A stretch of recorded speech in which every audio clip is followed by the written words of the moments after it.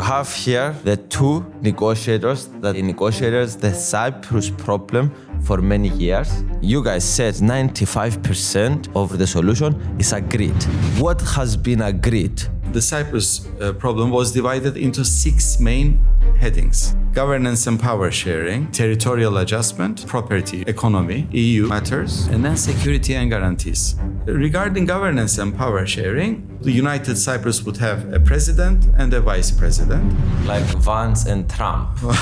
The rotation would likely be for a 6-year period: 4-year Greek Cypriot president, 2-year Turkish Cypriot. You don't think this will be a problem? In a federation, you go beyond the idea that majority rules. Because the minority would always be fucked. Territorial adjustment was simple. There was a map.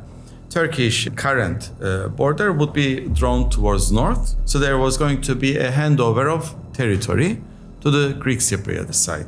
So remove the border completely. Coming to property, immediately there was going to be a property commission established. It would act almost like a court. Imagine how many billion are necessary in order to compensate all those dispossessed owners that will not be able to recover their properties. Where do we find the money? Money was still with The main issue under economy was how do we make sure that there is economic convergence between the both sides. We don't want one side to be permanently more rich. What's the role of the European Union? It's the best guarantee of objectivity and independence. You said we need to be adapting all the regulations like every other European country. Yes.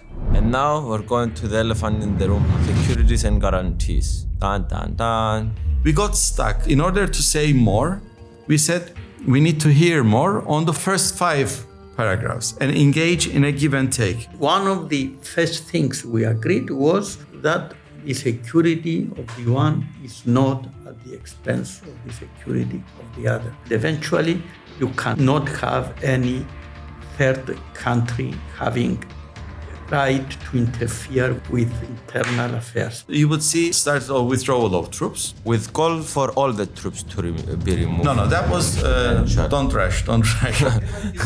We want to do in both communities a referendum to accept this solution. It's not that what is we necessary. Want. This is not necessarily what we want. It's the spirit and it's the political will. If it is there, all the remaining issues could have been resolved. What unites us, it's much, much stronger than what divides us. Failure is not an option. Because if we fail, I don't want to think.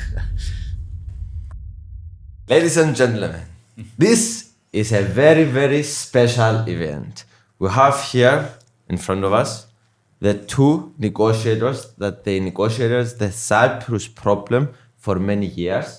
And our goal with this conversation today, me personally, and I know a lot of Cypriots and many people around the world, would like to know for a lot of years of negotiation. It's been 50 years that we have this conflict. Özdil will say more years that we have this conflict. What has been agreed? And I know you guys said most of the times, 95% of the things that it's kind of the Cyprus problem for the solution is agreed. So I want to really understand what is this 95% that was being agreed, how the next day of the solution looks like. The stage is yours. From the Turkish Cypriot community and from the Greek Cypriot community. Özdil, Nami, and Mavroyiannis, Andreas Mavroyiannis. So this 95% is a figure of speech. It's not an exact number, but it just means that by Crown Montana, we were very close. And on most of the issues that we put on the table, we had either total convergence or very near to total convergence with some differences. But in order to give you an idea, what was initially done even before Andreas and myself started negotiating during the previous rounds of talks, the Cyprus problem was divided into 6 main headings: governance and power sharing, which was traditionally seen as the most important one, was From both of the communities? From both of the communities. So how the country will be run under a federal system. So that's governance and power sharing. Then there was the property issue, another chapter. Then there was economy, EU matters. EU matters as a whole. Has a different. And that's the fourth. That's the fourth.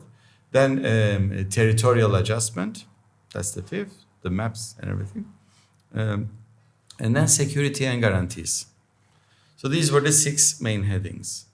Under each heading, you would get subheadings. So, for example, under governance and power sharing, you would have how are we going to run the executive? Is it going to be presidential system? Is it going to be a parliamentary system? Then legislative body, okay? The parliament. Is it going to be just one house, or are you going to have a Senate and the lower house? How will people be elected there? How will decisions be taken? Then judiciary, the courts, public administration. How will people be employed within governmental departments? How will operations be run? Who will take decisions? What if there is a disagreement along communal lines? So on and so forth. So, subheadings like this. On property, okay, so we have to respect property rights, but events happened, division happened, population movement happened, people died. We have there, people who inherited property. How are we going to respect property rights for both communities? Because people now are living in the houses of Turkish Cypriots and the Greek Cypriot, and people of Turkish Cypriot are living in the houses of Greek Yes, Cypriot. and many years passed. So how are we going to respect property Are we rights? kicking them And, out? are we going to reinstate? Are we going to compensate? Are we going to exchange, or a combination of these remedies? Who will pay for this? In what time? How will people be confident that they will be getting payment? What amount? What levels? Those kind of things. So on and so forth. Regarding EU, there were many details. We were lucky to have Andreas, who had a lot of expertise on how EU functioned. EU has lots of bodies. Because you had also the presidency as well, it helped Yes. the EU. He was responsible for the presidency of Cyprus in EU. Yes, but not only this, Phidias, my whole life I worked for this. I was one of the people since the 80s working for the accession of Cyprus to the EU. Then after the accession, I was permanent representative to the EU for 3 years, and then deputy minister, and I had to organize and be responsible for running the first Cyprus presidency. And beyond the technical things, I was trying to instill, if you like, the notion of the political significance of operating within the EU, how a federal system can work within the EU framework. And I had the chance to have Özdil, who was having the same way of thinking. So how do you think we should do? I think we should get these 6 chapters, start from the government's one, and start describing how it was going to be. If you agree with this overview, think there is a better. Of course, I don't mind, but I'm not so sure whether in a podcast like this we can really go into lots of details. But to give you an idea on Podcast like this, you can go in a. Well, you really need documents, slideshows to people really to understand and digest. So we can just maybe try to give an overview. If we had managed in Crown Montana to sign, what kind of United Federal Cyprus would You are saying come into being? not everyone knows, maybe from the international viewers. We're talking about 2017. Yes. It was the conversation that it came very close to a solution. Exactly. Yeah. Exactly. So it was an amalgamation of all these years of work. So if we were able to sign a deal, It's very important. If we start again, we shouldn't, and I don't think we will go back to other conversations to scratch everything that was being done in the previous year. So we're going to continue from kind of the same fundamentals or not? This is what we believe should be done. Now, whether the current, people in power are willing to do it, this is another story.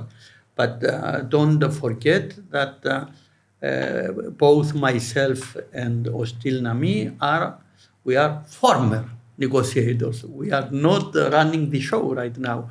But for us, very clearly, we need to make whatever we can in order to uphold all those convergences, this 95% which has been agreed. Otherwise, if we start, undermining this and opening again the issues, we will never make it. Therefore, I would say, and I agree 100% with the description by Özdil of the various areas, if you like, and true on most of them, we have so much progress that we were considering that the remaining divergences were really bridgeable. So we're talking about the 5% now, and as you guys explained, yes, okay, but I'm going to give a brief explanation. The 5% was not agreed because it's this 5% that will have some differences. But if we sit down to the table, it's a give and take. Okay, this is important for us, you give us this is important for us, and this is how the 5% was going to be agreed. Indeed, I would add that there are also some technicalities and things that have to do with the quality of the outcome, and not necessarily a give and take in the sense that, it's like an Oriental bazaar. There are some very fundamental things. 5% is really, the most sensitive that usually remain open. But we were really confident that, yes, it was possible. And we can, go a bit further in depth on each one of those issues, not very, very deeply, because as Özdil says, this is impossible in the course of just a couple of hours. But we can describe, what has been agreed and what remains open in order to give you an idea of how much work has been put into this. But going back a little bit to the history of the negotiation, negotiations in Cyprus started already in 1968 in a different context. Then we had, people are telling us, and books are writing, that in the beginning of the 70s, they came close to an understanding under different circumstances, of course. After 74, things changed fundamentally, and there was the separation and the presence of the Turkish army. And in 77, there was the first understanding on the idea of a federation. And this was fundamental because so far, the Greek Cypriots at least... Federation means that you have two constituent communities in a federal system. Mm-hmm. Then this was fundamental for the Greek Cypriots. It was meaning that they would be ready to completely transform the structure of the state, to transform it into a federation. And in exchange, the expectation of the Greek Cypriots, it was the fundamental idea, if you like, we would get reunification, withdrawal of troops, and return of the displaced persons. This was in our mind at the time. Then, of course, over the years, this idea took a more concrete shape, and it evolved in what we call today into the bicommunal, bizonal federation with political equality as described in UN resolutions. And this framework is indeed defined in many United Nations Security Council resolutions. So we are not talking now in a vacuum. There is a framework which is defined by the United Nations. And we have given concrete expression to this through the negotiations, in particular through the work which was done in the framework of the Annan Plan, and even before that, somehow with the Boutros-Ghali set of ideas. Then in 2008, under Christofias and Talat, there were a lot of convergences. Özdil was involved at the time, not myself during the first Christofias Talat period. And then in 2013, we started a new effort, if you like, which led us to, in 2014, to the common declaration of the 11th February of 2014, which laid the ground for all the negotiations that followed, in particular between 2015 and 2017, when the leader of the Turkish Cypriot community was Mustafa Akinci, and the negotiator was Özdil Nami. During this period, which was somehow the golden era of the effort, we built on the work that was done before. So we never thought that we would start again. And this is what allowed us to move so fast and come so close, because we were ready and willing to respect the previous convergences. Of course, on some issues we had some, we wanted to see, maybe these can be done better this way, etc. But there was a fundamental understanding. If you don't manage to agree on a change, you keep what you already had. So, and the fact that we managed to go to Geneva in January 2017 and to Crans-Montana in June, July 2017, by itself is an expression of the progress, because there was somehow an understanding that we will be able to talk about territory and security and guarantees only if we have sufficient progress in the other matters. And since in November 2016, we managed to go to Montbellerin to discuss territory, this was a signal that guys were approaching the end. And then January 2017, we started discussing security and guarantees. So we had the whole package. And this by itself is significant of what I was saying, that we were close. I agree. So I want to mention two things. Looking at the future, I also think that you cannot start from scratch. But I had started my negotiator position with Mr. George Jacobo, who was the negotiator of late Christofias. And we created all these convergence papers. Then there was the period of Anastasiadis Eroglu, where nothing really happened, and it sort of collapsed almost everything. Then Akinci got elected, and we resumed negotiations. And both sides wanted to change things from the period of Talat and Christofias. And like Andreas said, we didn't say, no, nothing can change. We both agreed that we can make an attempt. If these are not God-given like a Bible or something.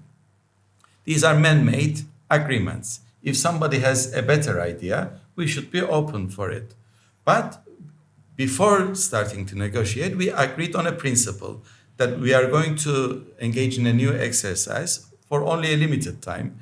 If I'm not mistaken, we allowed ourselves 2 weeks or 3 weeks or something.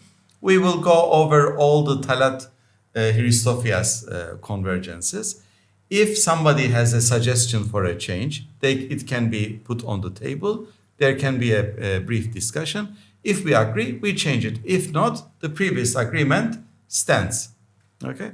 So this was the methodology which worked very well. A lot of things changed. No, but some things were improved. We were both happy with the changes because Cyprus experienced a lot of things under EU membership. Some mentalities changed. We lived through some things. There were changes in the north as well.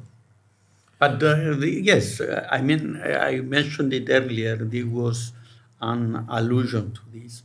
On the EU matters, we have changed quite a few things because, I don't want to boast about my experience, but, I had some ideas and I was very happy to have Özdil Nami as my interlocutor. He would understand exactly the reasons behind You referred previously is that you changed some things in EU matters Yes, exactly. Without upsetting the balance, but in order to ensure more functionality. This was the idea. How can this new state of affairs operate within the European Union framework? This is an example of how we could improve things. Yeah. Indeed. So in the end, you asked another question. How would it look like? Yes. So basically, that's the meat of the conversation. If we had an agreement, there were going to be some fundamental changes. First, there was going to be a territorial adjustment. You want to go by the territorial? You want to go by the governments? I'll try to take it from the simple to the more complex. Okay. Territorial adjustment was simple. There was a map. Turkish current border would be drawn towards north. So there was going to be a handover of territory to the Greek Cypriot side. And this was not going to be done. Remove the border completely. Yes, the border, there was not going to be any wired lines anymore, no mines, no nothing, okay? But just like within Europe, on the map, there was going to be this imaginary line, but on the ground, you wouldn't see. Maybe you would see some signs, like in Belgium, you see signs changing from Flemish to Dutch, but French. It would be something like that, but you wouldn't have gates or whatever. Or controls. Or nothing. So this was going to be one big change. The second one, you would see withdrawal of troops. Start. So there was going to be a calendar, and this was going to be reviewed by an agreed with call for all the troops to be removed. No, that was don't rush. Okay, but you would see some start. One of the remaining. Some start. Okay. Okay. Then coming to property, immediately there was going to be a property commission established, so people would be able to take their property claims to this commission. It would act like almost like a court. People would produce their documentation, make their property claims, and this court would look, okay, who has this property now for both sides. So, okay? Example, my father, for example, has property, some fields and stuff in the north. So, what was going to happen? So, let's make a hypothetical case. You would say that this land belonged to my grandfather, and I am emotionally attached to it. I want it back. And the court will say, okay, we note down your request. Let's see what the current situation is. Is there a user? What has happened? Maybe they will look and they will see a big apartment block on the farm of your grandfather. They will tell you, sorry, that farm that you were dreaming of and you were seeing the picture no longer exists. There is an apartment and there are many buildings around. So the life has changed dramatically. Therefore, we will compensate you for the And land. who judge and how much? This commission would and from judge. who money? Who puts the money? Okay, one by one. First, the decision. Okay, so the court will look at the case based on its merits of the claimant and the current user. So we would call it dispossessed owner. In this case, you would be the dispossessed owner, and the current user would be the people living in the apartment building. And the court would decide. The main objective was, let's respect the property rights, but without causing a lot of disturbance to the daily lives of people. But let's say your land was empty. Before we go to my land, so is the other person that is living in my apartment that they built the apartment complex going to give something back? No. According to the system that we have, these properties have been allocated to people based on a system. Either they gave up their title deed of their property in the south, or the state created a law saying that this is your property, take it. So it's the responsibility of the state. Okay? So the current user would not have to pay. So now in the north, the state gave titles to all the land. Well, basically. most of the land has been distributed now to new owners. Okay, so when the time comes to settle the property issue, of course, we would have to find money. Okay, because we distributed more than we had. So how are we going to find the money? Then we worked. So nobody of us is getting affected. Nobody of you guys is getting affected economically. We need to economically. We don't. Let us still finish first. Okay. Yeah. So everybody. I'm trying to understand. This would be the conversation how it look like a bit of a mess. Out of this property arrangement, nobody would lose money. So Greek Cypriots who left property in the north, their property rights, which are not respected right now, only minimally, would be respected. But this doesn't mean property would be reinstated in every case. We had 3 remedies: reinstatement, compensation, exchange.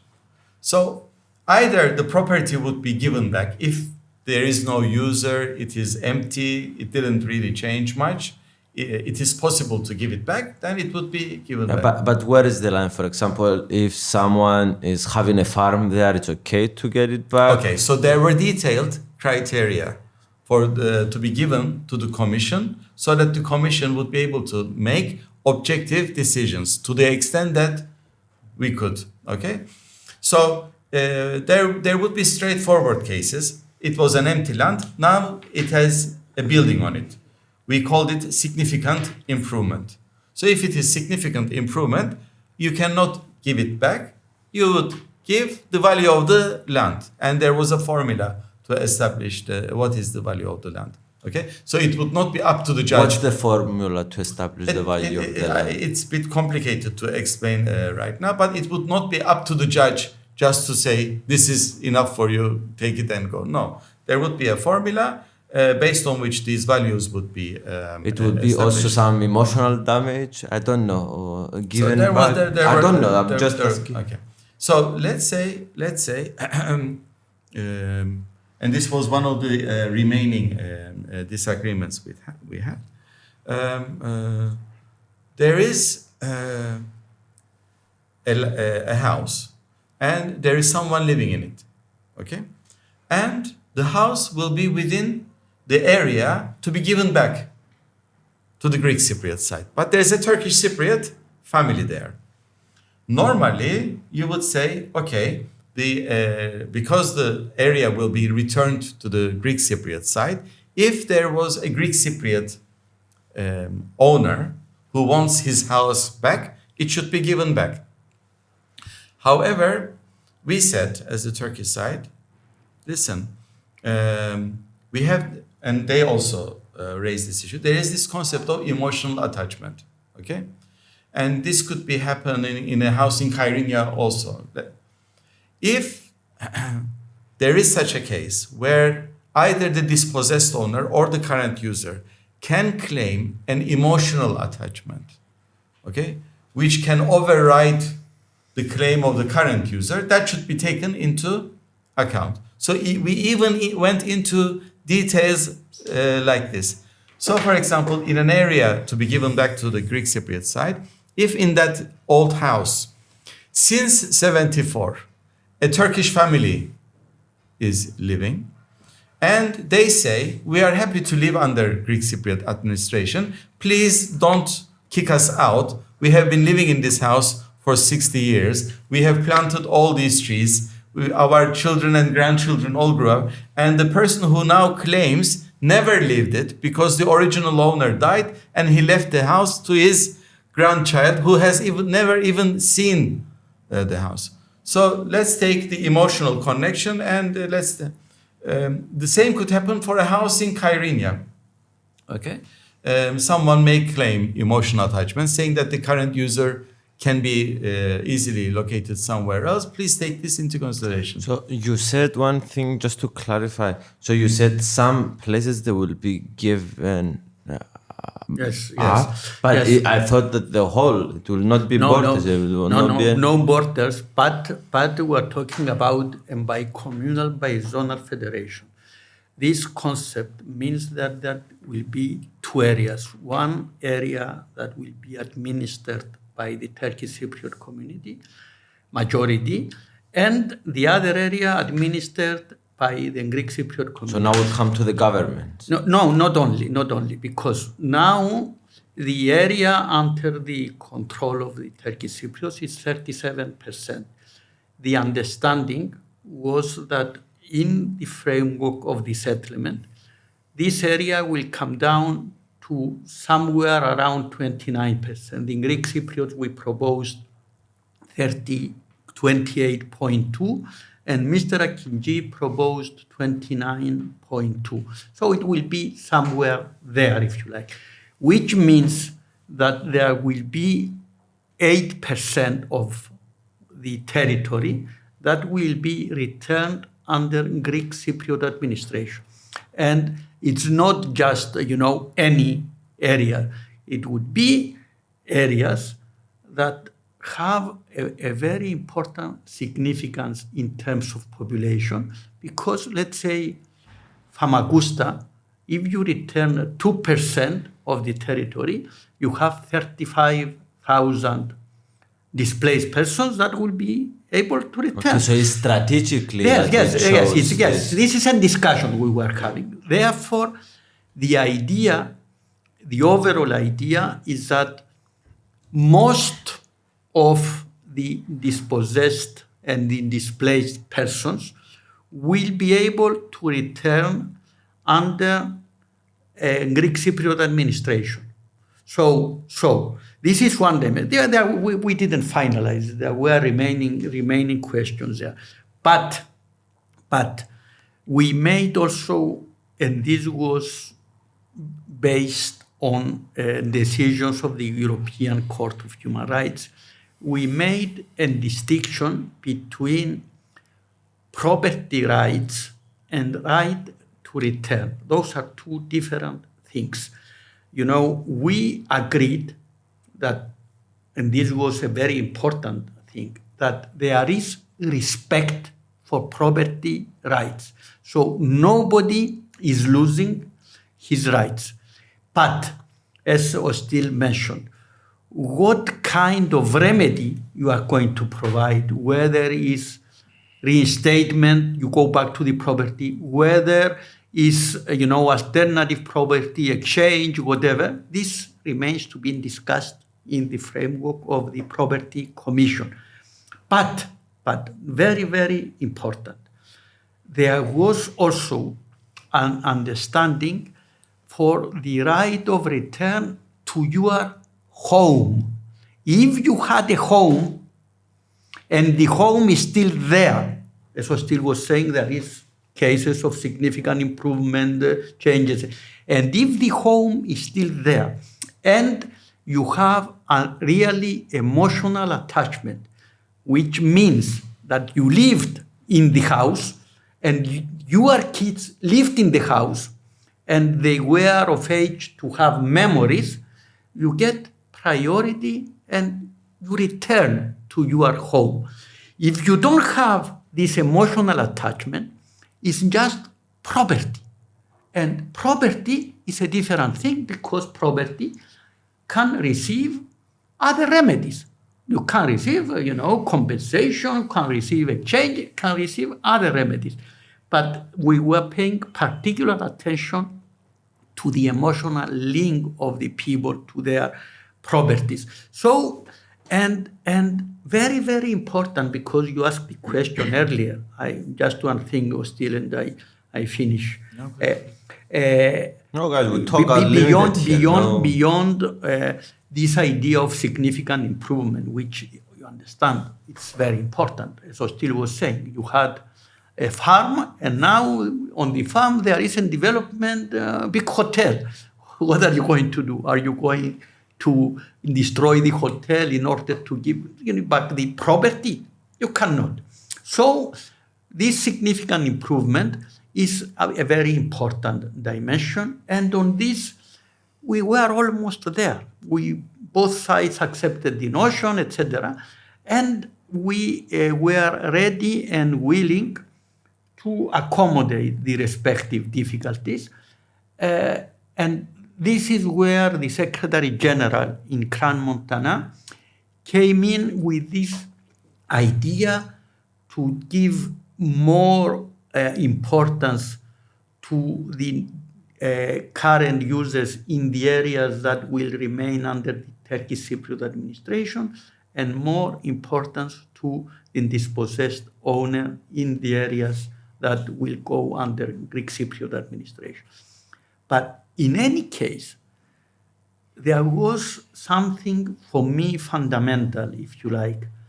We had this property commission that will have to decide on the claims of the dispossessed owners first.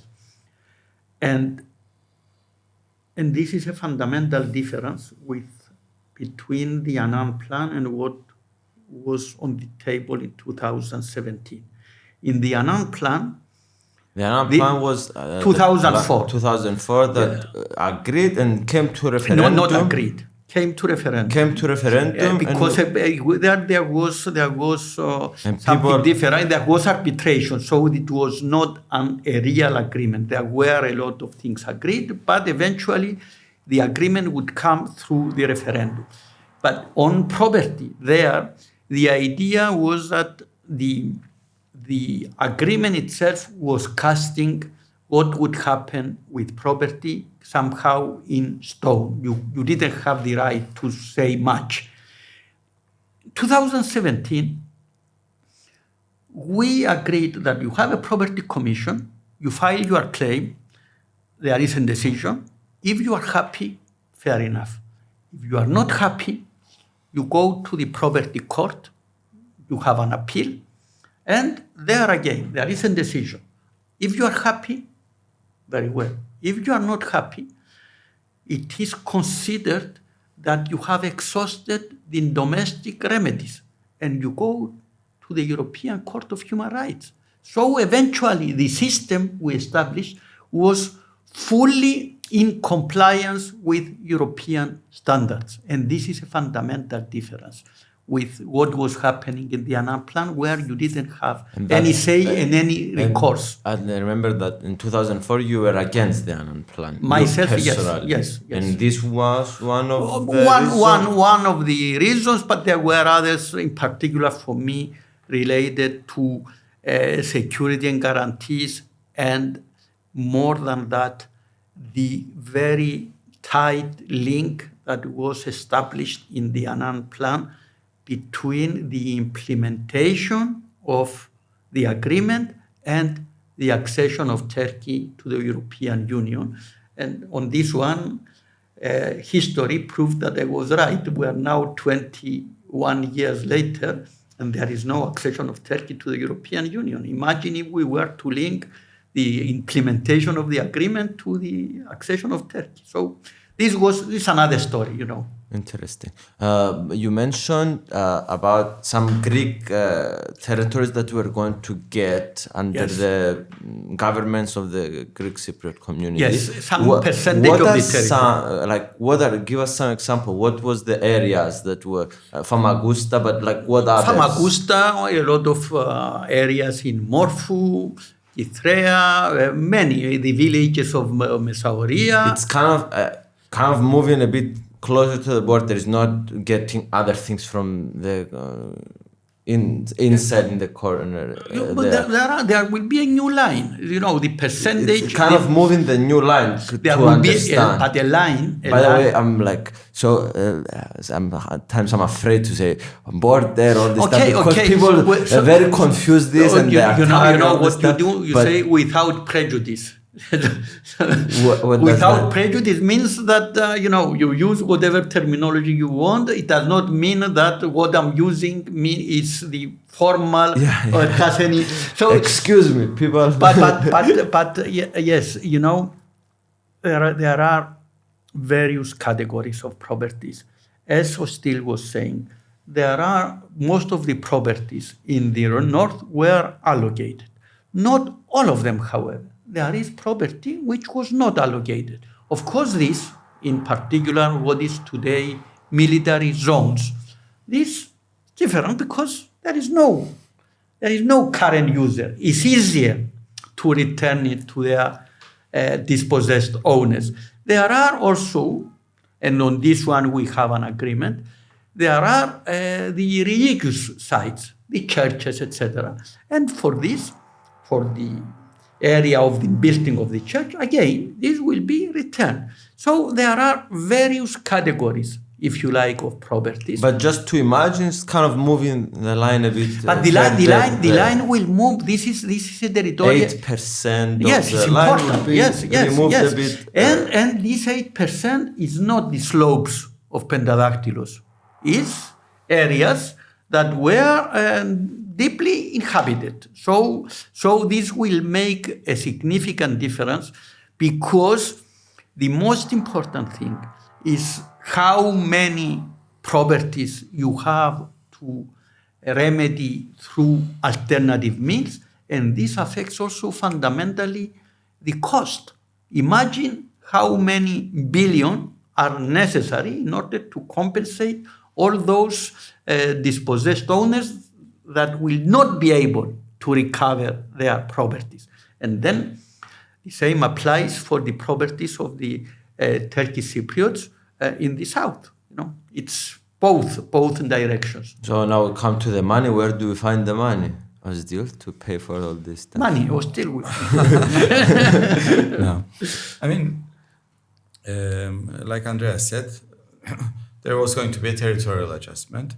Of course, he is saying 8%. We were saying less, but our difference was 1%. But it was true that we were trying to pay attention to make this line to the best that we can, so that the number of people who can return under Greek Cypriot administration could be maximized. So after the territorial adjustment, of course, the property issue, and as I said, exchange, compensation, reinstatement. But no matter how you slice the cake, there would be some amount of money needed. So the idea was for Turkish Cypriots, currently, almost all Turkish Cypriots gave up their title deed to the state. So we would establish a body who would be using all these title deeds and either to use it to pay for the compensation, or maybe develop those properties, earn money and pay. So there was going to be some amount of money from the properties left, Turkish properties left. I'm confused. How explain again how this happens? The title deeds are now belonging. South. Okay. In the south, Yes. the title deeds of all Turkish Cypriots not all of Not them, all but of them. 75%, I or think, more. which is A important. lot Were of- given okay. to the administration. They don't belong anymore to the Turkish Cypriots, and in exchange, they got properties in the north. Yes. Okay. So. On this side, Yes. on our side. So the titles have been given. Okay, interesting. Yeah, Okay, so continue. these are Now I Turkish understood. properties in the south, but the title Yeah, yeah, deeds yeah. are now in the hands of the state. So the state would use these title deeds, turn them into money, and use that money to pay the compensation. In our estimate, this How would do they turn them into money? either sell or engage in property Develop. development or something. Sell how? So, These are Turkish properties. The and, title but now deeds- people are living in maybe Okay, so the Greece. property commission would look whether those can be sold. If not, if there is a current user, Greek Cypriots, those title deeds could be used to exchange property. Okay, or So it would lower the cost. These in- title deeds would lower the cost of the property settlement. Yes, there is something important here. On the Greek Cypriot side, the title deeds were not touched upon. So you have users that use the property under the control of the commission we have for Turkish Cypriot properties. Let's say Larnaca. Okay, Larnaca, there was a whole area that belonged to Turkish Cypriots. This area is now under the control of the Greek Cypriots and of the government, but we have not given title deeds. You have users. The property belongs probably to the Turkish Cypriot authorities now. So this is what we're talking about.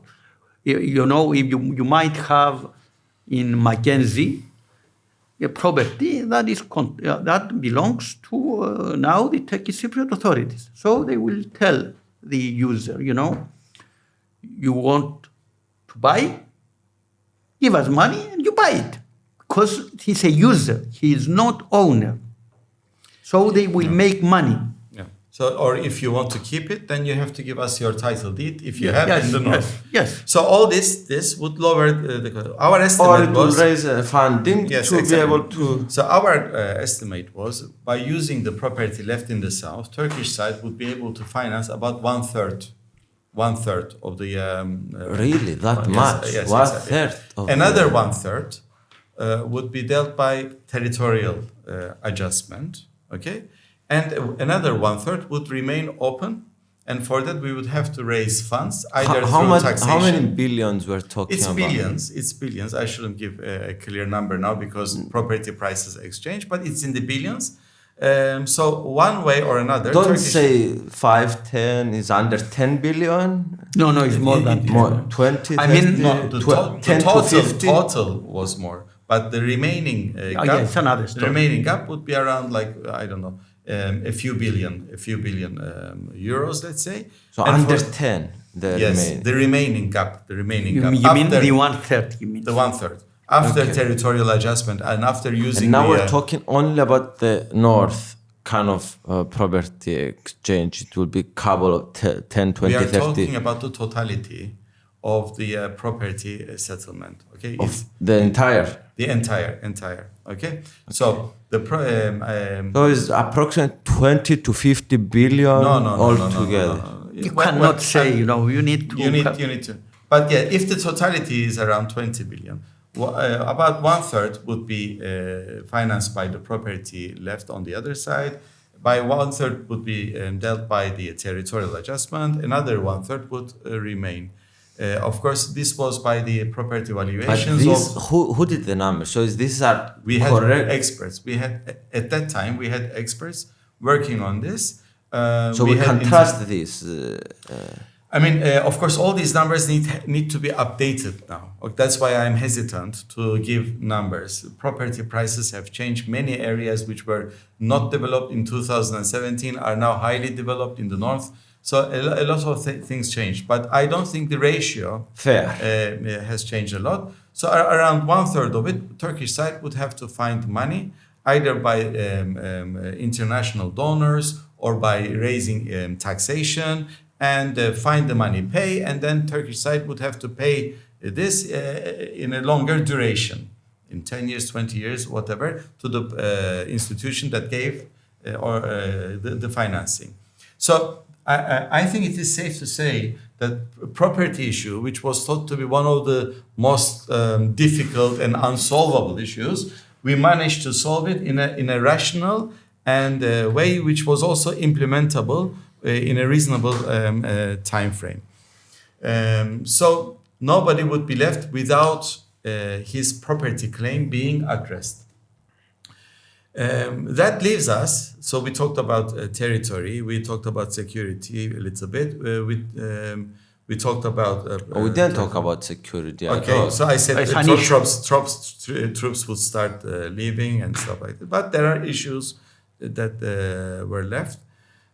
Regarding governance and power sharing, so we finished kind of the territory conversation. I mean, this is the idea. The idea. We got the idea. Okay, so there was going to be a territorial adjustment. Land would be given to South. Regarding property, there was going to be an independent property commission taking the claims and giving either money or the property back or exchange. So this is the main idea. And we talked a little bit about financing. Then, regarding governance and power sharing, we were going to continue for the Greek Cypriot side with the presidential model. So the United Cyprus would have a president and a vice president. Like the United States. Like the United States. Like Vance and Trump. Okay, right now. So so the executive would be a presidential system. Then the legislature. So it was kind of forced for the Turkish Cypriot community to have the vice president or the president. No, it was going to be in a rotating manner. How many years? Well, I mean, the rotation would likely be for a 6-year period, 4-year Greek Cypriot, 2-year Turkish Cypriot, because of the population. And there was going to switch the vice president to become president? Yes. And by the way, I should also note that in these agreements, we never said for any of the agreements, except for the senators, that this one will be a Greek Cypriot, this one will be a Turkish Cypriot. We always talked about from the more populous community, from the less populous community. So the rotation would be based on the population ratio. So we didn't say forever the president will be Greek Cypriot 4 years and forever Turkish Cypriot 2 years. No, it would be based on. So you don't think this will be a problem? This will develop some problem? Because I think the Greek Cypriot community to have a president Turkish Cypriot for 2 years might have like a problem. So I'm just saying about the solution for people to vote. So you don't think this will be a problem, Mavroyiannis? No, I think there is no perfect solution, but this is a way, if you like, in a federal system to respect fundamentally, the rights and the ambition of both communities, because, in a federation, you go beyond the idea that, majority rules, because it's a different setup. Because the minority would always be fucked. If you have this is a problem that you face in many situations like ours. But in Cyprus, we shouldn't forget that already the 1960 constitution was not based on a centralized state with just majority rules. There was a bi-communal composition. So we are not inventing something completely new. It's, if you like, a way to accommodate the consensus of both communities, but fundamentally, and this is, I think, good for all of us to bear in mind, in the new setup where you are going to have 2 areas, one administered by one community, the other administered by the other community, which means that you have, like in other federal systems, you have local governments or regional governments or whatever, federated governments. And then you are going to have the federal level where, as Özdil was saying, you are going to have, this rotating presidency on this ratio mentioned by Özdil.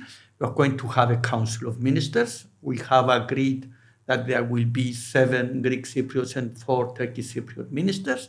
And doesn't mean they take this minister thing. You can allocate the minister in you can become agriculture. Yes. We don't decide in advance which ministries go to which constituency. Even on that, there were some details. That's why I said it's very difficult to explain everything in a podcast. But even on that, we're doing a good job, Özdil. Although that of course the president and vice president could allocate, but we said at least either the Minister of Foreign Affairs or the Treasurer would go to the other community. So there were some combinations that we paid attention to. Even to those details, we had agreed. On those things. Okay, what was being agreed about the ministers? But this connection you cannot have at the same time the Ministry of Defense and the Ministry of Foreign Affairs, for instance. So there were combinations in order to guarantee to the foreign policy. Yes, but if I can finish on what I was saying before, this system, of course, we are going to talk a little bit also about, beyond the executive, you have the legislative power. And then you have the judicial power. And the legislative, we have agreed that the Senate, because it represents the communal character of the state, you have 50-50, the number of senators. On the chamber, the parliament, if you like, the deputies, there it's different because there will be 75% representatives of the more populous community, currently the Greek Cypriot community, and 25% of the Turkish Cypriot community. In order to approve legislation, you need both. It has to be approved at the House, has to be approved by the Senate. So what explain me, because this is kind of I know Senate in the United States, but what Senate really means? It's another legislative chamber. You have 2 bodies. You have the Senate and you have the chamber. Both of them have similar powers with some exceptions, but on the legislation part, have exactly the same powers. For a legislation to be adopted, it needs to be approved by both bodies. It's like in Europe we have the Council and the European Parliament. Okay, but there is co-decision, but the Council is not representatives. It's in the states there. But this is very important. So for the legislature, we had full agreement, I think, no problem. And then you had the judiciary. Again, you will have a Supreme Court with equal numbers in order to guarantee, if you like, that both constituent states are there. But what I wanted... Equal numbers? For the Supreme Court. Supreme Court. What are the things that had equal numbers? It was the Senate and Supreme Court? Yes. But there are other things where it's fundamental. Like independent bodies you had. Yes, but it is important to know that the citizen on his daily life will have to deal more and mainly with the government of his entity, of his federated states, and not with the federal level. So for the citizen, the federal level will be something that it will be completely out of his daily life, because we agreed to have some fundamental freedoms. So freedom of movement throughout the island, no problem there whatsoever. Freedom of settlement, there are some small, not very significant safeguards, if you like, that are required by the Turkish Cypriot community mainly.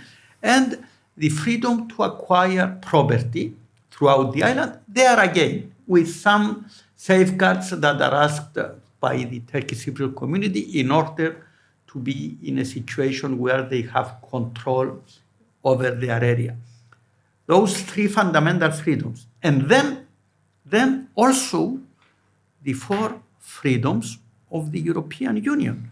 Free movement of goods, free movement of persons, free movement of capital, free movement of services. This will be implemented. So we are talking about a completely new structure. So, and this offers the best guarantees. I have to add also something. Why it offers the best? Because it will be, you have the guarantees of the European Union. Okay. So and then something which was very significant was that we agreed on this rotation in the presidency and the vice presidency on the ratio we mentioned.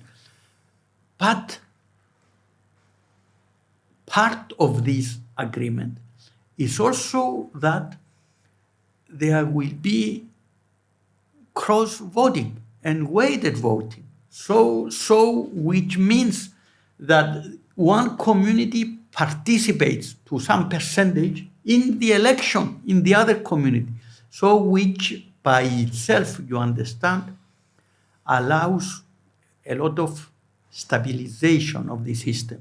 So it's not that like in 1960, the Greek Cypriots elect the president and the Turkish Cypriots elect the vice president, full stop. And in the 1960, you know that the vice president was not replacing the president in case of absence. It was the Speaker of the Parliament. In this system, you are going to have these highest officials working together. So, and those things are very important because this is how you create the real interaction and you have the communities working for the common interest. Yes. I mean, that's, we pay a lot of attention to not only to build stability, but also interdependence, because we believe that the main security comes from building interdependence. And another basic principle, which means that we will need each other. You need each other all the time. You need each other all the time. So another principle was, political equality. In what ways we need each other? No decision at the several level will be made without having all of them, all the people, the Council of Ministers, President and Vice President, they will have to work together. Yeah. But this is the most important thing. Having this interdependence, very strong interdependence at the several level, and as I was saying earlier, at the same time, at the level of the relationship of the citizen with the authorities, this will be settled most of the time at the constituent level, which will mean that the citizen will feel free. Yeah. And this no is constraints. Basically the EU idea, the European idea. After the World Wars, what was the main instrument of peace? Building interdependence. Started with coal and steel agreement, and then creating other institutions so that they can function together. And if one collapses, the other collapses. But if one benefits, everyone gets to benefit. So we wanted to create a microcosm of that idea here, based on political equality and based on effective participation. Because if one side does not feel equal, then becomes resentful and works against the system. Well, yes, it makes total sense, but this can be sometimes used against if it's interdependent and one community decides to veto kind of the other in some important fact that they are important to them. Maybe they are going to bring more conflict. I don't know. This is No, you are right to think about this, but we thought about this as well. So we have in the system what we call deadlock resolving mechanism. And we are not talking necessarily as the definition of political equality of equal numerical participation. But equality means that you are not sidelined at all. And don't forget something which is also fundamental, and Özdil mentioned it, the European way of doing things, which would entail, in the case of Cyprus, first and foremost, 85% of our legislation is European legislation. So this will not be within the purview of our elected representatives to question it. So most of the things will be solved at the level of Brussels, Strasbourg. So then, also very important, with the European Union, many powers are transferred to the Commission, to the Council, at the EU level. So we have this supranational dimension. Then we have the exact opposite for some of the remaining powers.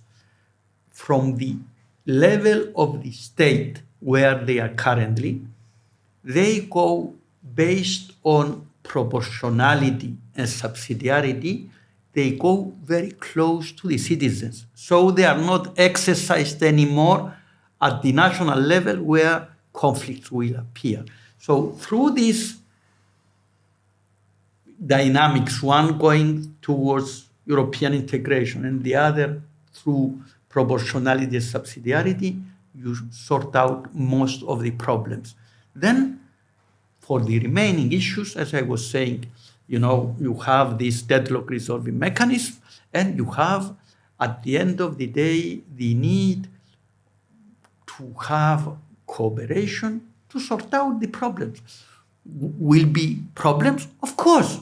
In all states there are problems, even the best of the best.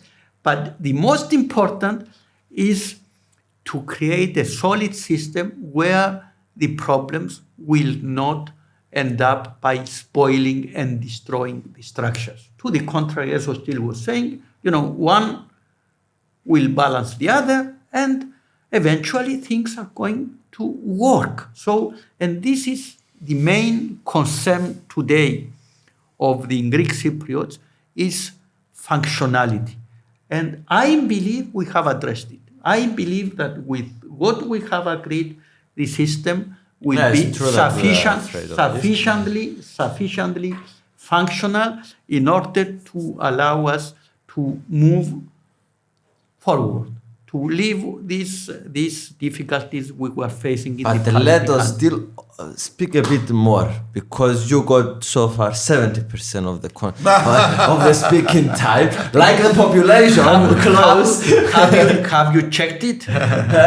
No, I don't think you are right. But but even between myself and Özdil, I'm very happy to give him 80% and keep 20. So that we had occasions where we were reporting for each other. So it's totally fine. He got a training as a lawyer, but I got a training as a manager. So the time of speaking is by nature a bit more. Exactly, because in one of the basic things in management they teach you is to delegate. So I do this. But what's the story here? The thing is, like everything else, establishing a country, a state, an administration is very much like establishing your own life, the way you treat your children and everything. You do your best, okay? You try to give your child the best education, the best environment and everything, hoping that his life will also turn out to be good. But if he doesn't make good of that opportunity, he mixes with bad friends, he gets hooked to bad habits, then you can't help him and he destroys his life. What we tried to do for the future generations was to create the environment conducive for their future prosperity development. But if they go down the track of fanatics, hardliners, extremists, and destroy everything, then that will be their fate. There is no guarantee to anything. It's up to the future generations to make use of what we try to create. We try to create something that minimizes the risks. But in the world that we live in, these extremists take one issue and put it under the microscope and overblow its importance, and you forget all the other benefits that the system that you're currently living offers. So what we did was, in order to minimize the friction between the two communities and decrease the resentment and everything, resentment will be there. You mentioned that it would be difficult for an average Greek Cypriot to accept, to see a Turkish Cypriot as a president. It would be a hard compromise. And for a Turkish Cypriot, it's a hard compromise to give up territory, to open property files again, to see the Turkish security umbrella being removed. Everyone will have, but you have to have a balance sheet. Pluses on the one side, minuses on the other side, and make your decision. There will be minuses, painful things to digest, but there will be pluses. And for our future, we have to take all of them into consideration. And as a package, do we like it or not a single issue. Now, in order to minimize all these problems, what we did was we agreed that the federal government should have a list of competences. And really, we tried to keep it to a minimum in order to allow people to continue with their current daily lives, taking their own constituent state as a counterpart and not having to deal with the federal government, where you would have the two communities, equal representation and effective participation.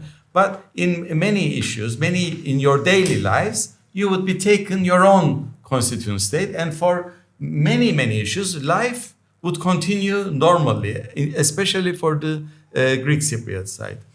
And many issues would also be delegated to Brussels anyway. And for those, the federal government would be, to a large extent, in charge. The second point I wanted to make was this. I am trying to read my own writing. This pane of concessions I have mentioned, effective participation and list of competences. These are very important issues for the future non-friction operation of the federal government.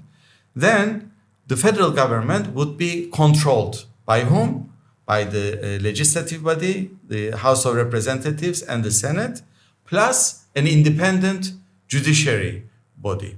Okay? And also, we have not talked about it, we would have independent organizations, which would be independent from the government, everything, and which would also act like a quasi-judicial bodies to regulate competition, for example.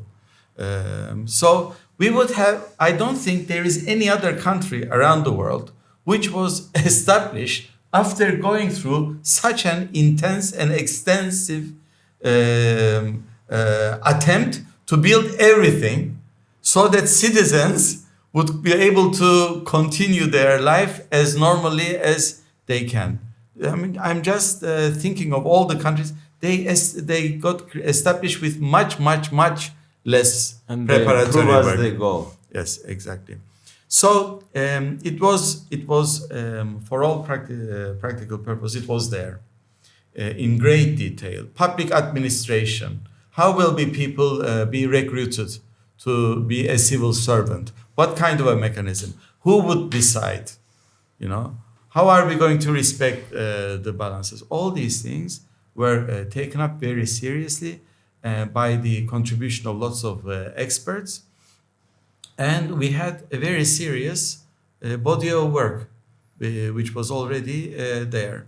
So we were not afraid to take this final step and create a new Cyprus based on such a model. And with the assistance of our presence in the European Union would facilitate a lot of these things. If we're talking about governments, population is important. So what was going to happen with the people that came after the 1974? So we would not go all Trump on them. And no. We agreed that the citizens of each side would be the citizens of United Cyprus. We exchanged numbers in order to create this agreement. And when What are the numbers then? in those days, in that time, the numbers were such that the historic ratio was not distorted too much. So it was okay for the Greek Cypriot How much? side. Percent. It was 220,000 Turkish Cypriots and 800,000 Yes. Greek Cypriots. It was 78% Yes. Greek Cypriots, Yeah. around, that. without affecting, the natural growth. It's another story to Yeah. talk about those that came from outside. But if the birth rate of Turkish Cypriots is higher, you are not going to tell them stop making giving kids. birth. Okay. So this But was the what we beginning do point. with the other people? So they stay here. It's the responsibility of each constituent state. If Mustafa Akinci said, my population is 220,000, it's up to him to keep it that way. Okay, so we gave these numbers. But this includes the people that came after. We We didn't don't want to know. discriminate. We don't- didn't don't want to know. Okay. Because you are, Phidias, how No, I'm can- just saying that I heard some If- rumors that maybe there is 700,000. Okay. They are not citizens. Those numbers they are not cit- citizens. They are not citizens first. And second, how are you going to make a distinction between somebody who came in 74, he has children, he has grandchildren, he has whatever, married to a Turkish Cypriot. So we don't want to enter into this. What is important for us is not to change So they are not going to have a voting right, the these people? demographic character of the citizens. Voting rights are attained by citizenship.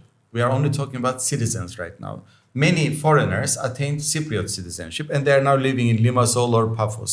We would not tell them you are not an original Cypriot, therefore we decided to unite and your citizenship is abolished. No, each side gave under different procedures citizenship. We agreed to respect those without questioning the ancestry, heritage, whatever. What if you? I don't know. I'm just curious to understand this. What if the Turkish Cypriot community decides to give the rights of for No, voting? no, No. So- No. This is for day one. After the federation is established, the power to grant citizenship would belong to the federal government, not to constituent Okay, so states. 220,000 approximately. Yes, 2000. but those we're talking about 2016. 16. Yeah. Now we don't know what the numbers. Okay. So, Okay. but I mean, at the time, the Interesting. ratio was respected. And then we are going to control altogether who gets the Exactly. Yes, the federal yes. government. So there will not. You cannot like grow immediately. No. and, The federal government would decide Interesting. regarding those who will be naturalized. But the natural birth rate for either community, neither federal government nor constituent states. We're going to try. Do we know interfere. which birth rate is more out of the two communities? Ours is very low. Ours is very low. 1.3, I think. Well, is yes, ours. we don't. Ours is also less We than are two. lower than the reproduction rate Yeah. that is necessary to keep the Please, population. Okay. both of the communities make kids. Anyway, so and regarding the other section of the your question, which is also important, then there are those who are living on both sides who are not citizens, but they are living here. What will happen? Those are here either because they are here to study at universities as students. We have lots of them, much more than you do, or they came as workers. They are issued work permit. Again, the work permit, issuing the work permit would be a federal government thing. So depending on the needs of the economy. So the constituent state will say, what are the criteria? I need this many people. I can't find it locally. Therefore, we are going to issue a work permit. So there was going to be this mechanism that allows economic growth. We may have foreigners living here, but attaining citizenship, voting rights would be a totally federal competence. And we managed also something very important, which was at the end of Grand Montana in place, to say that, Cyprus isn't continued to be a member state of the European Union. This means that all European citizens will have freedom to come and settle in Cyprus, including, of course, people from Greece, based on the acquis communautaire, the freedom of movement of the European Union. But what if you have this happening and Turkish citizens do not have, because Turkey is not in the European Union. And there we discussed it at length, and eventually we agreed on a proposal by the Secretary General which regulates the presence for long-term contracts in Cyprus of Turkish citizens after the settlement, in order to keep the proportions of the population, and without at the same time, if you like, restricting completely and not have any equivalence between Turkish citizens and Greek citizens in Cyprus. So it was complicated, but eventually I think we have emerged. Yes. A formula emerged there also. So, as I said, I have a question Yes. about the government still. I want an example of how a regulation was going to come out of this government. So I want to ban the police. There is no police, for example, in Cyprus. What in this system that you guys negotiated and created, how the decisions was going to be made, and who can interfere with presidents and senate and parliament, and where it comes from, just to understand a regular life of a regulation. So the police, we would have the federal police and the constituent state police. If you are the president of the federal government, you can only interfere with the federal police, not the constituent state police. So if you want to abolish the police, you would. Of course, but it's a hypothetical example, because in the constitution and you cannot abolish the police. You need to change the constitution. But let's say you want to reform another area under your competence, then you would have to prepare a piece of legislation and send it to the parliament. The lower house would debate. And if they manage to have the vote, then they would have to send it to the Senate. No, you said there is 75%, let's say, Greek Cypriot speaking people and Turkish Cypriot. Okay. So if they need to vote At least 1/4 of the Turkish Cypriots should also one fourth of those. Okay, so you can't have a legislation only voted in favor by one community to be transferred. And the 1/4 is kind of symbolic as the population. That is 1/4, kind of. Yes, but what Özdil says, you cannot have legislation adopted only with the votes of one community. But then what happens if... Then they have a veto in a way. No, this is where... Normally, if it were just like that, but this is where we have deadlock resolving mechanism, which is equal and which will end up by producing a result that might be good or less good. And then anyway, the other house, where it's 50-50, has also to approve. And there again, there is a deadlock resolving mechanism. Which are that, you gather a special committee with equal numbers, and there are rules how this will work. Yeah, but you don't engage in deadlock resolving everything. If on some issues you can't have the requirement, then you don't have the legislation. We're talking about things that are important for the functioning of the federation. Exactly. So this is... But the initiative is the executive, as is in all systems. And then you can have something starting at the level of parliament, provided all the conditions that exist everywhere in the world, that you cannot, create additional expenses and this kind of thing. So it's the cooperation between the executive. You have decision by the Council of Ministers, and then it goes to Parliament. This is how it works. Let's take one example. Let's say that there is an international treaty which was negotiated and accepted by Cyprus, etc. This treaty will come to the Council of Ministers. It will have to be approved. If it is approved by the Council of Ministers, will go to the Parliament for ratification. It has to pass from the House, it has to pass from the Senate.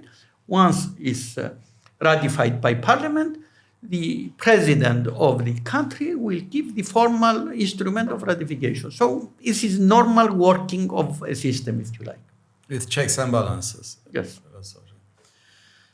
And then if somebody is not happy, you have the recourse to the Supreme Court, which is... So I think I got the picture of the government.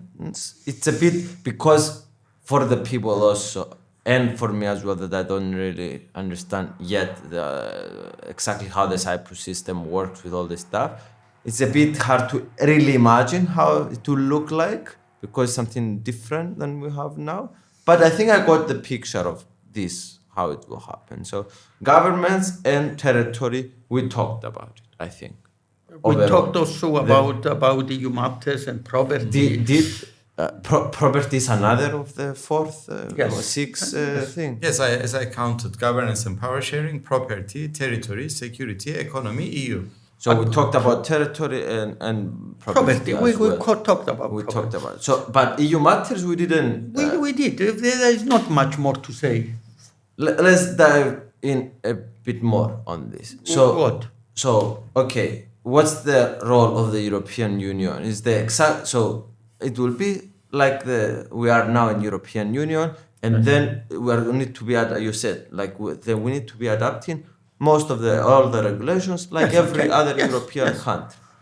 Yes. And we have the European court system that we can go, and this it's kind of you think is one of the best things that we have because we are not alone to fight. We have something higher to The best guarantee of objectivity and independence. So Brussels takes a decision, and you need to transpose that decision to your own legislation. Okay, Brussels will not take constituent states as a counterpart. Brussels informs the federal government, and then the federal government will look: is this my competence? If it is, then what do I have to do within my bodies to make this part of my legislation and to implement it? If it is a competence of the constituent states, then it will be the obligation of the constituent states to transpose that EU legislation into their own legislation. And the federal government will have the mechanisms to make sure that they are doing their work so that EU does not penalize the federal government. So we had all those things figured out and how those interactions would take place. Because if you don't implement, then the federal government will have to pay a fine, let's say. If the federal government has to pay a fine to the European Union because a federated state, a constituent state, did not do their job, the federal government will have the mechanism to recover the money from the constituent state. Yes. So it will work. Not to mention that, when we're talking about the European Union, the regulations, and very well, are mandatory. And they are implemented throughout the European Union, whatever happens. The directives of the European Union normally have to be transposed. They have to go through Parliament and adopted in order to adjust the means that are necessary for the country to implement the directives. However, the directives have an expiry day for the national authorities to adopt them. If you don't adopt them by that deadline, they become like regulations. They become mandatory, so you cannot escape. And this is very important, very, very important. They have direct implementation and direct effect. So this creates a system where the cooperation and where, if you like, the compliance is guaranteed. Not to mention, you mentioned it earlier, European court system and all those things that are related to the Council, to the Commission, everything. These should not scare you, all these complications, because when Cyprus became a member of the European Union, I don't think the average man on the street was aware of all these complicated workings of the European Union, directives, legislation, transposition. Mavroyiannis. Okay, only a handful of. But you had this idea that this will be good for us. Okay, and you trusted the experts. And overall it was. Okay, right, and this was a good idea. So I think this is how the reunification of Cyprus, if it will ever happen, will have to happen. You know, you will have to have this basic instinct that And this trust. is good for us, and we have to do this.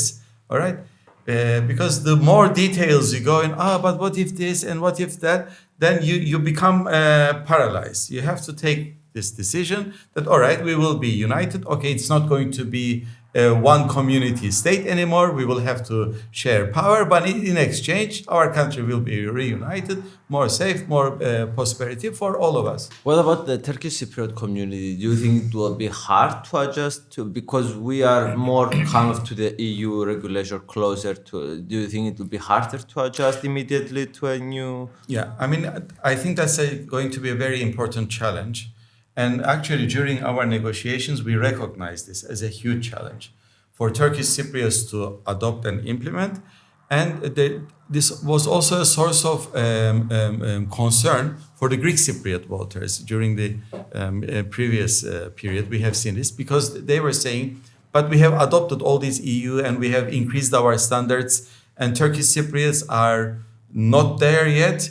This is going to be costly. This is also going to cause a lot of delays and problems within the functioning of the state. Therefore, we are hesitant. So in order to overcome that, Andreas and myself, we established, with the approval of the presidents, of course, leaders, an EU ad hoc committee to prepare the future Turkish Cypriot constituent state for the adoption and implementation of the EU acquis. Okay? This was in anticipation of entirety of Cyprus to be within the European Union. And that work, unfortunately, was stopped after Crans-Montana. I believe that was a very big mistake because a lot of work can be done. And by engaging in that work, many of the prejudices against each other also is dealt with. And you start creating interdependencies and this culture of cooperation and working together. And also it decreases the painful period and facilitates a more rapid adoption and implementation. So there is a lot of benefit of putting that work up front right now in anticipation of a solution. So yes, there will be a problem. As I said, yes. No, it's not a problem. It's a challenge. I suppose It's a challenge, and for me personally, one of my major, if you like, points was that I'm against any permanent derogations. And permanent derogations would mean that you don't fully implement the acquis communautaire in all areas. Personally, I'm against this because I don't believe that this is the idea where the European Union will help Cyprus. However, we all understand that we will need transitional arrangements in order for the Turkish Cypriot community and the future Turkish Cypriot constituent state to catch up. And there, of course, we're going to do all these arrangements. And the more we do as from now, Özdil was doing things like that unilaterally, which is good. Whatever is done in order to prepare is most welcome. Anyway, I'm not worried. I'm not afraid. This is something that will happen. Like we did 2004 with 2004, well, ourselves. Of course. And because we are going to be together, the communities, one will help the other to catch up faster and stuff. So it will be. But just going back to governments, one question that I started having. So we have the two communities. What about the people, for example, the mayor of cities? So we're going. Each city will elect their local own authorities. Yes. Local authorities. And you said about police. So we're going to have different police or one police under the. Federal police will be federal. That is going to be joint from both, and the constituent state police will be constituent state police. So we're going to have different police in each. Yes. This you have everywhere in the world. Yes. Everywhere in the world. Even here in Cyprus now we have also municipal police. Okay, it's this is not a real problem. No, I was just curious to see. Okay, so we talked a bit about the European Union. So we talked about territory, we talked about property, we talked about governments, we talked about EU matters. What else? There are two things: security guarantees and economy. The economy, I don't know if there is much we can say. In the economy, there was very good cooperation at the level of the working group, and sorting issues one after the other. Yeah, and the main issue under economy was first, after a solution, how do we make sure that there is economic convergence between the both sides? We don't want one side to be permanently more rich than the other one. So there were mechanisms. Because it will be dysfunctional if we are. Yes, it creates social tension as well. So there were mechanisms to make sure the federal funds would be allocated in order to facilitate the growth up until a certain period, of course, not forever. So it was going to be allocated a bit more to the Turkish Cypriot community to catch up to a lot more. A lot more. We agreed because we are a lot richer on average. Yes. We agreed that from the federal budget there will be an allocation 5 times higher for the Turkish Cypriot community in terms of development, going to the Turkish Cypriot constituent state. To development issues or in the Turkish Cypriot, in all sectors, for 12 years was the idea. Yeah. But there was a cutoff period, it was not forever. In order to catch up, in order to ensure convergence. Which we believe also they should catch up. Of course. Exactly. Of course, we are not talking about the whole. Then we're going to be together. That's the interesting thing. We're not separate and trying to win each other. We want each other to be prosperous because we have same goals. Exactly. So, and then the elephant in the room is security guarantees. Wait a bit on the economy. So that was the economy to equalize That was one of the things. Then how about if there are natural resources and we discover something and the federal government gets, how do we deal with that?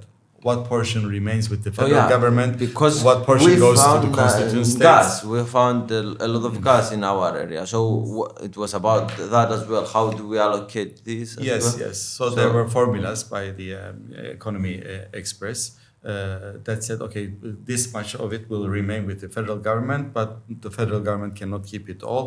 Then the certain amount will have to go to the constituent states. And how much? Formula. The I don't really by memory remember all the how much and ratios and what kind of. It was not like one single percentage. It was a formula that created based on the economic development and the needs of each side, what have you. This was meant to help for the development, if you like, and the convergence. But the fundamental principle was that natural resources are federal.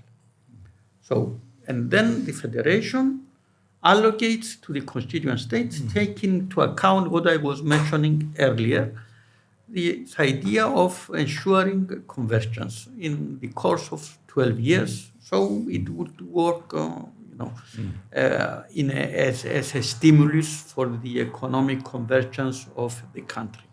And another issue, if we're in the economics, you have the Turkish lira. So it was going to It was going to be euro. Euro, of course. But it was going to be a transitional period, right? Or immediately? A short transitional period. How many years do you think? No. The euro will be used from day one. For the transition would be for the complete withdrawal of the Turkish lira. So there will not, the use of the euro will not start years after the solution. Use of the euro will start. Yes. We would have one central bank. That was another issue under economy.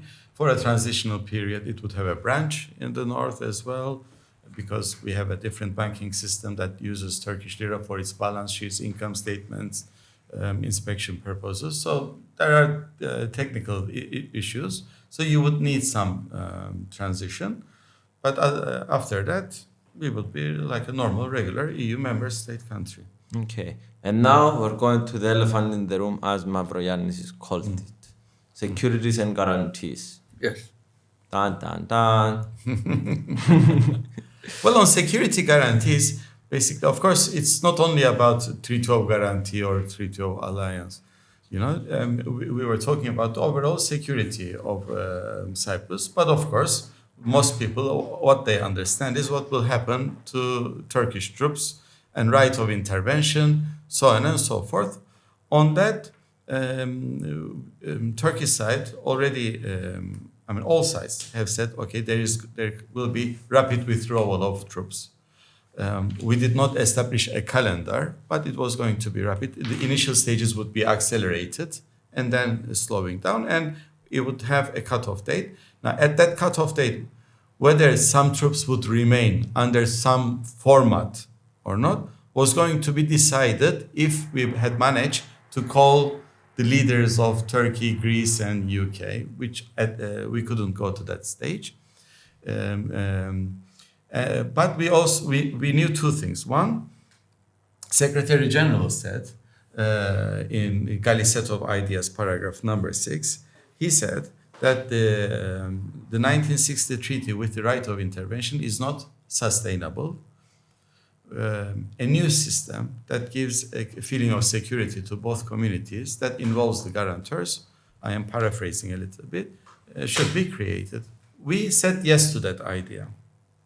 Everyone said yes to the idea.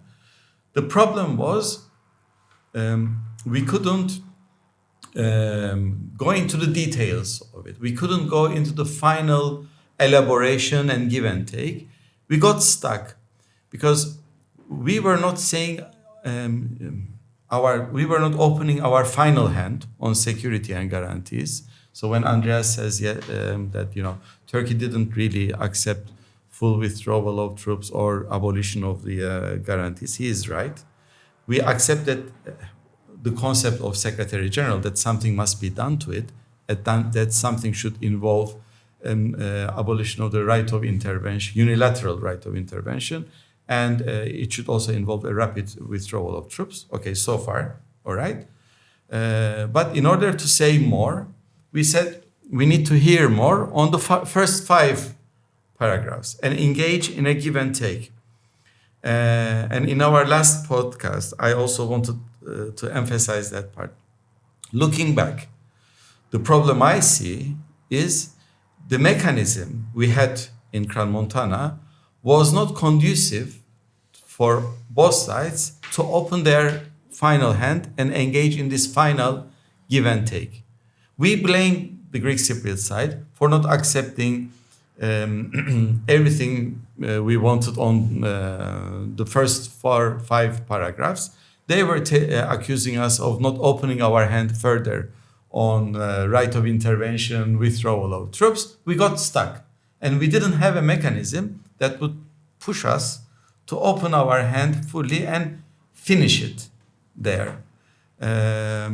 So I think looking ahead to the future, that will be the main challenge on how to make sure that problem does not arise again.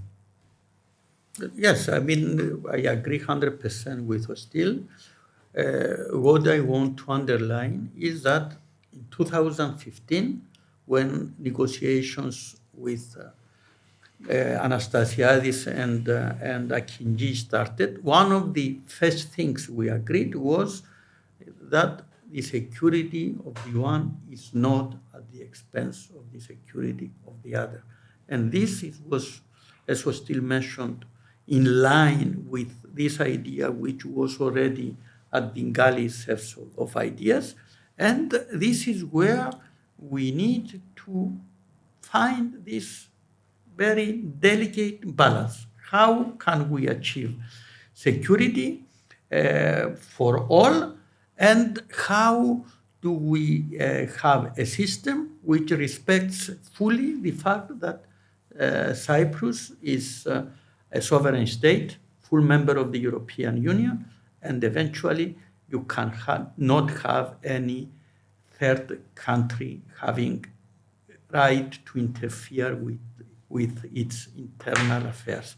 It's complicated, it's difficult to transition to this system, but really I honestly believe this is possible and feasible. But how do I achieve security actually? There will be lots of elements. I mean, everything we do to have a well-functioning country within the European Union contributes to security, actually. We talked about building interdependence, a cultural cooperation, confronting the challenges of the world together, surviving in this region together, okay?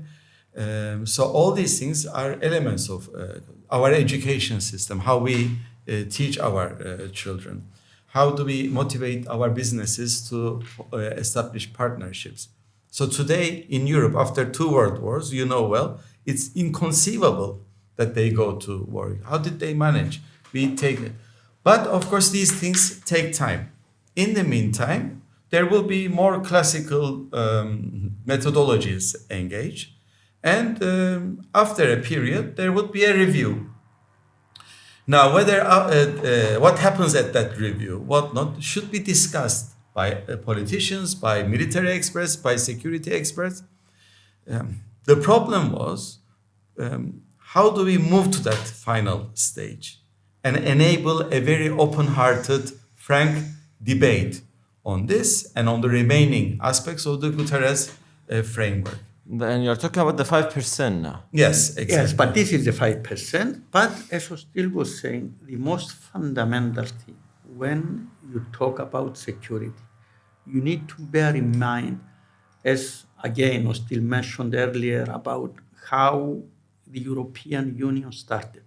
You create the organic conditions for peace through all those sectors, through education, through pulling things together. This was the fundamental idea of the European community for steel and coal. We pull together. Here too, if you start creating those organic conditions, it means that not only between the communities in Cyprus, but between Cyprus and Turkey, between Cyprus and Greece and everybody, there will be no reasons to have wars or to have violence. You are going to have reason, competition, of course, competition in the economic field, in the cultural field, wherever, but not you replace the bullets by arguments and by competition. And it is really possible, and this is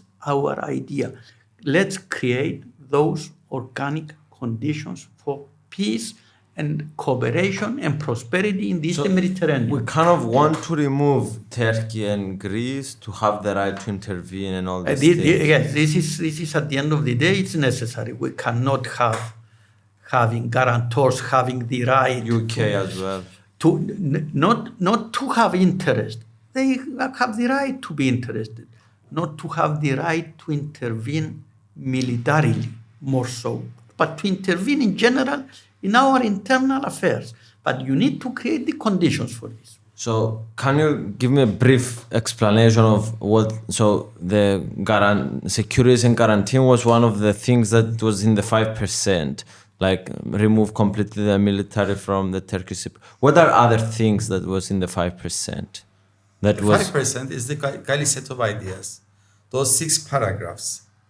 By and large, those are the things. If you read those 6 paragraphs, you get a very good idea. What are the main remaining, that's what Secretary General called, main remaining outstanding issues.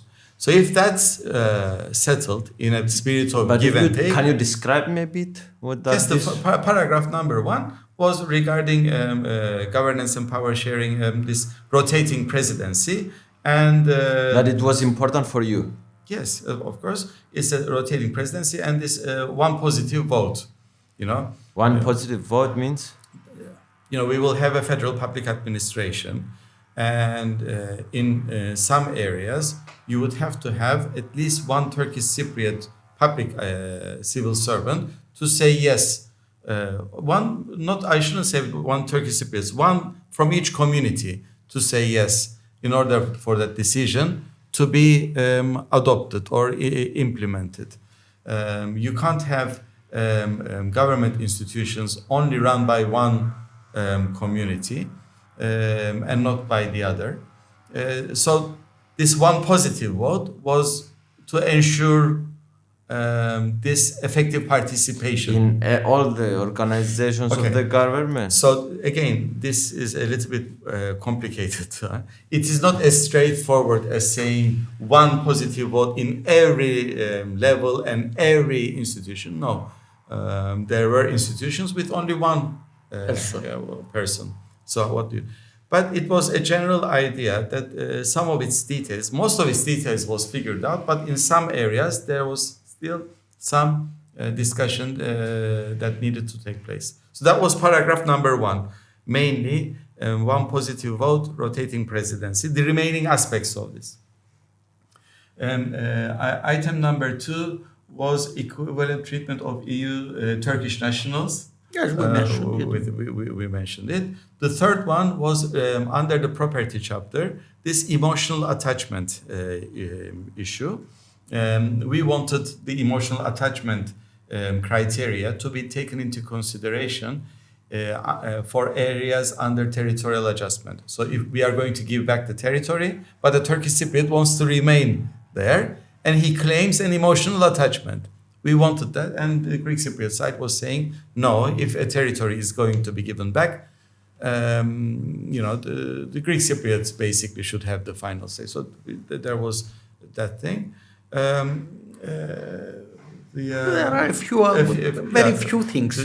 Territory will also need to see which parts are going to be under Greek Cypriot administration. And nothing fundamental, but so I mean bridgeable differences. But the details very often are more difficult than the principle. So it's the spirit and it's the political will. If it is there, all the remaining issues could have been resolved in Crans-Montana that day. But as the Secretary General said, we hit a block because the political will necessary was lacking. So that's what we should focus on from now on, I believe. And now we're talking about the referendum. We want to do in both communities a referendum to accept this solution. It's not that is necessary. This is not necessarily what we want. There is now, for the last 20 years, there is this idea on the table. Are we going to get rid of it and say, no, we're not going to a referendum? I don't think that this is wise to question the idea of referendum. The difference is that in 2004, there were referenda. The leadership at the time was not in favor of the result of the arbitration by the United Nations.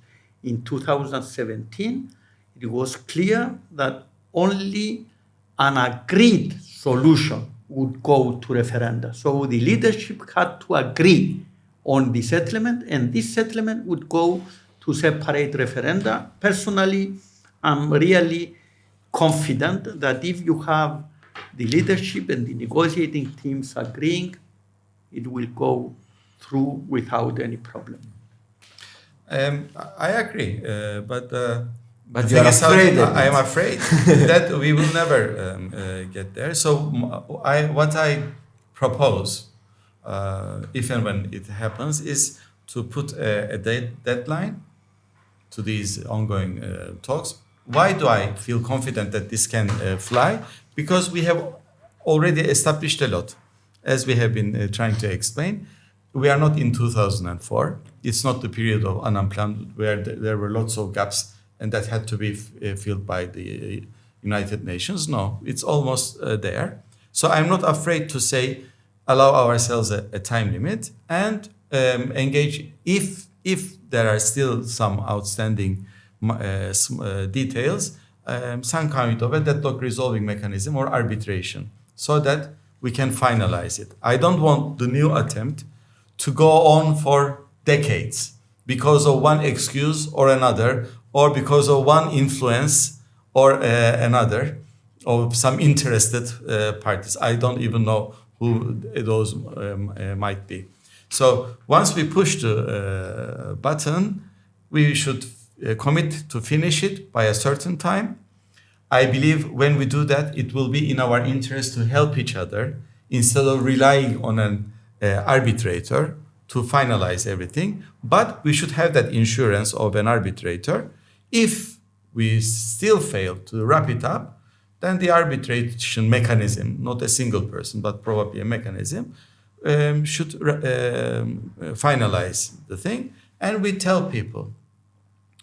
And this time, there must be some kind of a consequence on the part that says no. And I believe this is what we should, leaders should be talking about now. How do we design this? What kind of a time limit is reasonable? What kind of an arbitration mechanism makes sense? And what kind of consequence would be just to tell people that if you reject what has been put in front of you by your leaders, supported by the leaders, as a result of almost 60 years of negotiation, if you reject this, then what do you think? No, this is a point of disagreement, as you know. And you know, I don't want to talk about the divorce, the terms of the divorce. This is a point of disagreement, but I mean, at the same time, you know, Özdil is absolutely right that we might have only one more go, one more attempt, and we need to do whatever we can in order to make it happen, to finalize it. But my fear, if you like, is that we need to make also sure that there is no failure, because as NASA says, as you know, in the United States, failure is not an option. Because if we fail, I don't want to think. I have, by the way, it's enough, I think. Huh? Wait. We covered most of it. I want some comments, more relaxing conversation now. So these two guys both cried in 2017 when the conversation stopped. So it's very emotional topic, and they spend a lot of their part of their life and their energy to do this, which I admire. But I was just talking with my teacher yesterday. We were in the plane coming from Brussels. Teacher of? My teacher is physics. He was the teacher, and now we're working together in the European Parliament. And we were saying, what if this stuff never happened before? We were with the Turkish Cypriot community. We never fought with Turkey, and it was our rival and our enemy. And we had both Greece supporting us and both Turkey supporting us, the close power to us. What if we're going to be using both the Turkish Cypriot community to get stuff from Turkey as well and be cool? So it was like a good feeling, and like we did this to us, and we limit ourselves and our potential with all this stuff. It's interesting. But you're absolutely right. It would be fantastic. It would be fantastic. Yeah. And imagine the potential of this place. Not only for us, also it's by its implication for the region. It would be very imagine, you know, it's and not only, if you like, in terms of you know, economic interest, but imagine that you have people that get along very well. So that what unites us, it's much, much stronger than what divides us. And not only between the communities in Cyprus, between the people in Cyprus, in Greece, in Turkey, in the broader Middle East area. You know, we are people that can be beacons of hope for humanity. Okay, last question before we go. How was the echo after the previous meeting that we did, the live event? Did you have good comments? What was the...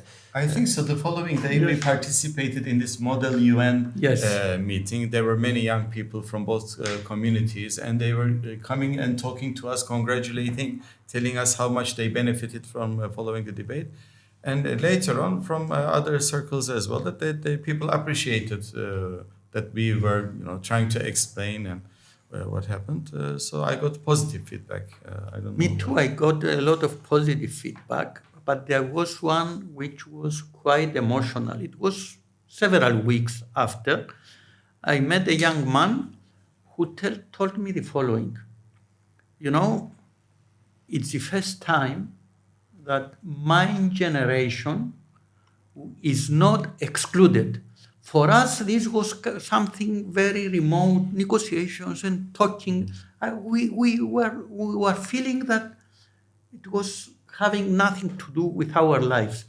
When I followed, he said, this podcast, this meeting and through internet, for the first time in my life, I felt that I was included, first time in my life. And then I also understood and appreciated what you have done in terms of personal commitment and how tough and difficult it was. I was really moved. A young guy was telling me, I appreciate what you have done, this effort you provided. It was the first time I heard this in my life. It was very beautiful. My mother was saying, I admired that they were not fighting. They were waiting for the one to finish and the other to start. They were respecting each other and all this. And I got hope from this. And people, because this happens in the TV and all this stuff, but now people consume information in a different way, and the younger and all this stuff, so you can get all the ages of all. So yeah, it was amazing, and yeah, I thank you for doing that, and thank you for doing this as well. It's very important to continue this conversation and try, because transparency, I think, will bring more trust and ultimately more positive to this direction that we want to go.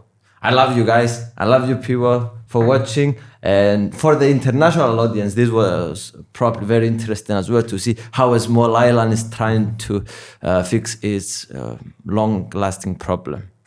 Thank you. Peace and love.